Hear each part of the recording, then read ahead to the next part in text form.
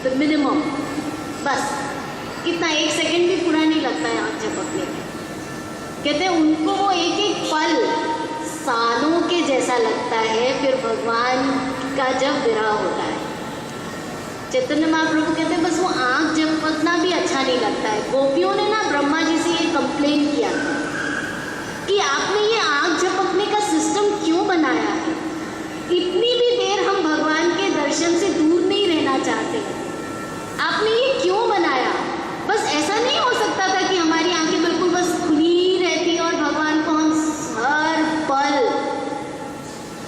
वो उतना भी जो टाइम है हमारा वेस्ट नहीं होता भगवान के दर्शन में। तो ये चैतन्य गोपियों ने कहा था, ब्रह्मा जी से कंप्लेन किया था कि हमको ये जो आँख झपकने वाला सिस्टम है ना आपका, ये पसंद नहीं आया, क्योंकि इतनी देर हम भगवान के दर्शन नहीं कर पाते।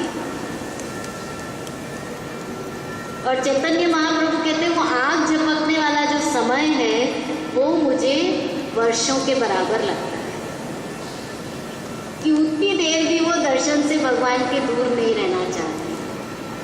तो जब ये सब चीज़ें आ जाती हैं, भगवान का ऐश्वर्य हमको प्रभावित करने लगता है, जब हम ये समझ जाते हैं कि भगवान की प्रकृति में हम रहते हैं और भगवान की प्रकृति के अलावा ये सृष्टि ना तो सृजित हो सकती है ना ये चल सकती है, तब फिर ग्रेजुअली ये भाव हमारा उत्पन्न होता है भगवान के प्रति। तो आगे प्रभुपाद इसमें बहुत अच्छी तरह हमको समझाते हैं कि हम लोग जो सब हैं ना, जब पैदा हुए थे तो प्रभुपाद का बहुत फेवरेट स्टेटमेंट है, we were all born fools and rascals. हम लोग जब पैदा हुए थे तो क्या पता था हमको, कुछ नहीं पता था। ज्ञान पाने के लिए माँ बाप सिखाना शुरू करते हैं, पकड़ के चलाना शुरू करते हैं, बिठाना शुरू करते हैं। अगर बच्चे को लेटे लेटे छोड़ दिया जाए तो वो लेटा ही रहेगा ना, वो धीमे धीमे उसको बिठाना चलाना सब शुरू करते हैं, तब बच्चा जाके सीखता है। तो उसके लिए हम लोगों को फिर आगे भौतिक ज्ञान के लिए हमको स्कूल्स में भेजा जाता है। पिछले जन्म में हम चाहे PhD करके मरे हों, लेकिन फिर हमें नर्सरी में एडमिट होना पड़ता है।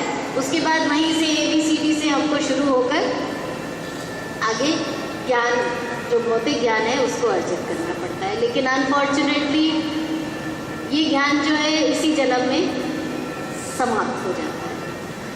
जो ज्ञान हमारे साथ जाता है उसके लिए कोई स्कूल ही नहीं बना है।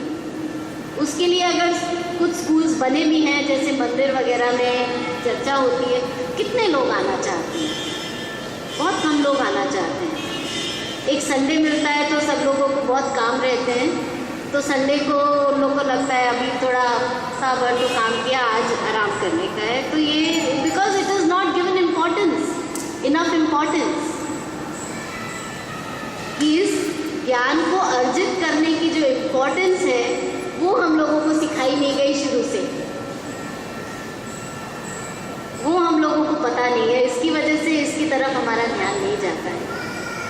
तो फिर हम लोग प्रभुपाद की भाषा में फूल्स और रास्कल्स ही रह जाते हैं, उसके ऊपर जा ही नहीं पाते, क्योंकि बाकी ज्ञान तो यहीं अर्जित किया और यहीं रह जाना है। जो साथ जाना है उसको अर्जित किया नहीं है, तो करीब के करीब ही रह गए,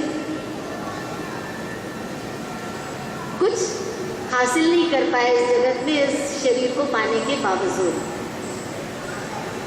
तो इसलिए कहते हैं प्रभुपाद बहुत अच्छे से समझाते हैं कि अल्टीमेटली हमारा पर्पस क्या है, लक्ष्य क्या होना चाहिए, अथा तो ब्रह्म जिज्ञासा। और फिर अहम ब्रह्मास्मि, कि हम भगवान के अंश हैं और उसके बिना भगवान का अंश हम हैं, और वो अंश क्योंकि उस भौतिक शरीर के अंदर है, इसलिए यह भौतिक शरीर चलता है। जिस दिन भगवान का वो अंश यानी कि आत्मा निकल जाएगा, उस दिन सपन। और आगे क्या होने वाला है उसकी हमने तैयारी नहीं करी, तो उसकी क्या है, भय फिर बहुत सताता है। फ्यूचर का भय बहुत सताता है, क्या कल क्या होगा। कल की तैयारी में हम सब जुटे पड़े हैं। Highest education, best of jobs, that's what we earn. और जो अर्न करने की चीज़ है उसके ऊपर कोई ध्यान ही नहीं है। कलयुग में सिर्फ नाम लेना है और कुछ नहीं करना है। भगवान ने कहा सिर्फ नाम लेना है। नाम लेने से ग्रेजुअली शुद्धि होती है।